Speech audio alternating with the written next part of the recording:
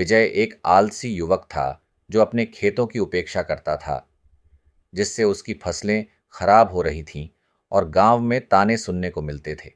एक दिन उसके पिता ने उसे गले लगाकर कहा, बेटा, मैं तुम्हारे इस बदलाव से बहुत खुश हूं। तुमने आलस्य छोड़कर मेहनत शुरू कर दी है, जिससे अब तुम्हारी फसलें अच्छी हो रही हैं और गांव में खुशहाली लौट आई है। यह सब तुम्हारी मेहनत का ही परिणाम है। पिता की इन बातों ने विजय को और प्रेरित किया। उसने अपने आलस्य को पूरी तरह त्याग दिया और खेतों में जी जान लगाकर काम करना शुरू किया। धीरे धीरे उसकी मेहनत का असर दिखने लगा। फसलें लहराने लगीं और गांव वाले उसकी तारीफ करते हुए कहने लगे, देखो, विजय ने अपनी आदतें बदल दी हैं और अब वह एक सफल किसान बन गया है।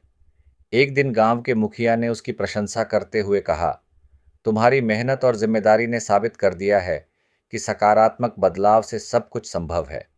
विजय ने मुखिया की बातों को दिल से स्वीकार किया और ठान लिया कि वह मेहनत और अनुशासन के साथ आगे बढ़ेगा। इस प्रकार विजय की मेहनत ने न केवल उसे सफल बनाया, बल्कि उसकी कहानी पूरे गांव के लिए प्रेरणा बन गई। यह कहानी सिखाती है कि मेहनत और लगन से जीवन में हर कठिनाई को पार किया जा सकता है और लक्ष्यों को हासिल किया जा सकता है। अब सुने एक और कहानी।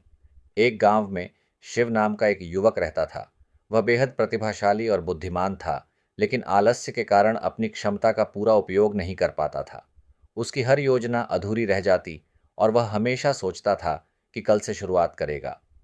एक दिन गांव में एक संत आए। उन्होंने शिव को देखा और उसकी स्थिति समझी।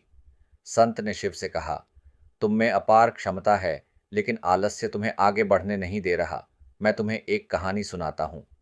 संत ने कहा, एक जंगल में दो पक्षी रहते थे।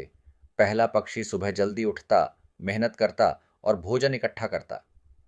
दूसरा पक्षी आलसी था और सोचता था कि बाद में देखूंगा।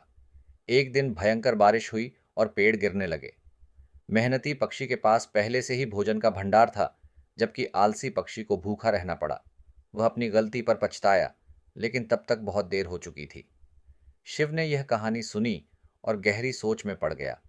उसने महसूस किया कि अगर वह आलस्य में डूबा रहेगा तो उसकी प्रतिभा भी बेकार चली जाएगी।